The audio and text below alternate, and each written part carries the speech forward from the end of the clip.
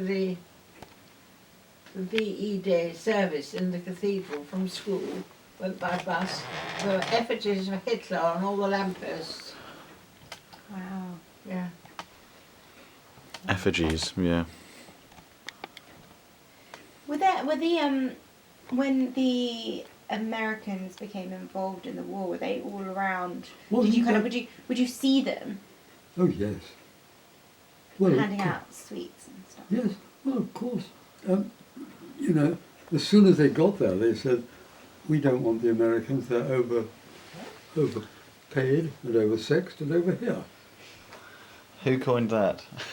I don't know, went round, you know. What the other one was, what's the difference in appearance between a cow chewing cud and a GI chewing gum?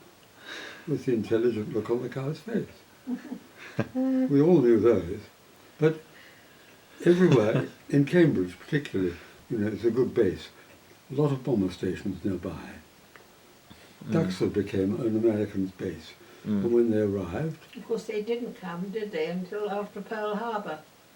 No. They weren't interested in the war the other side of... Which was when 42, was it? Pearl Harbor. I should have thought it might have been the end of 41. Yeah. To go back to that, Roosevelt had provoked them. There was an oil embargo on the Japanese, and so it was almost inevitable that in the end they would strike. And I think Roosevelt was fairly favourable to our cause.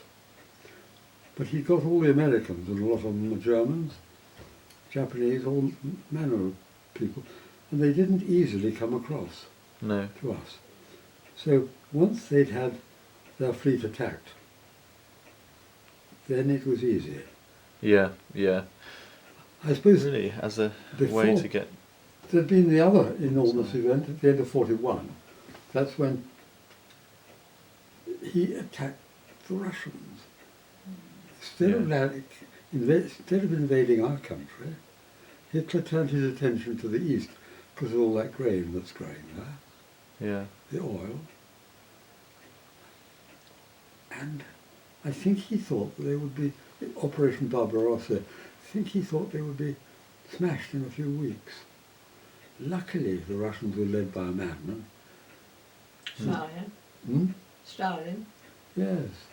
And he didn't mind the loss of life as long as they saved the country. And when they got to Stalingrad, they were reversed. Then the Americans came in. Before, I have, thanks, Granny. before the Americans could be got in, we started off with, we could have the goods if we could take the money. Anyone could, Germans or we could, so it was called cash and carry. Cash and carry, these are Americans. And we were still paying for that at the time of the Falklands War. Really? Yeah. The next time, we'd got no cash. Anybody with American anything, securities, shares, coins, had to hand them in. And once we'd run out of money, it was called Lend-Lease.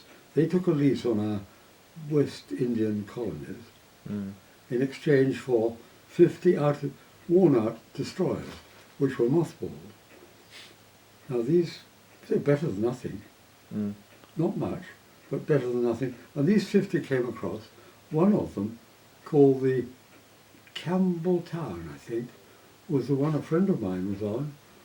They cut off the funnels to look like a German ship, and they went into Saint-Nazaire.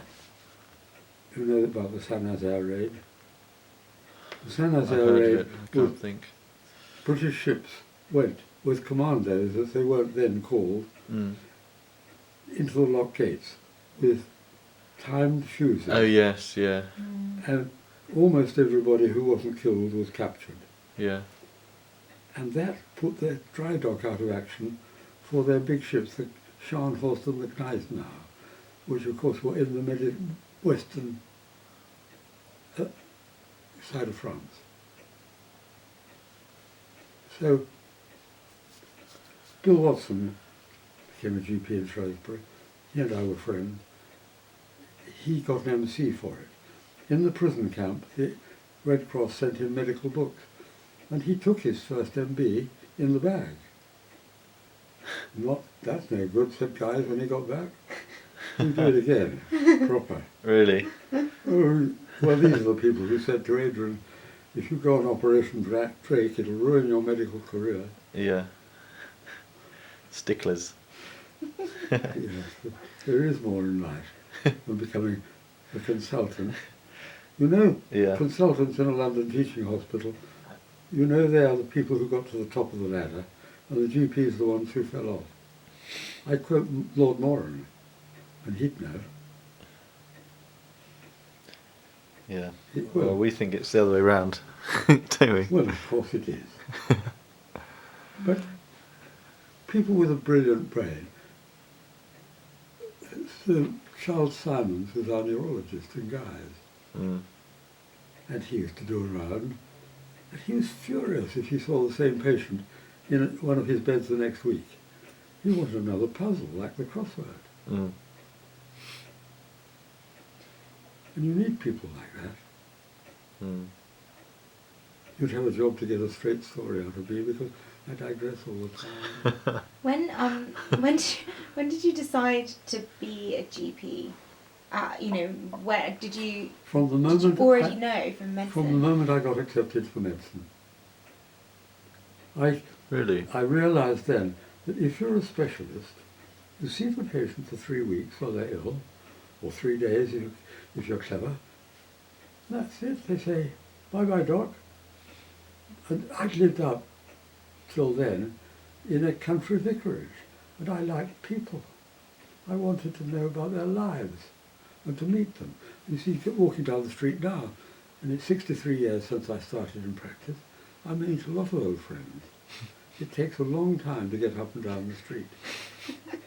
But that suits me. Yeah.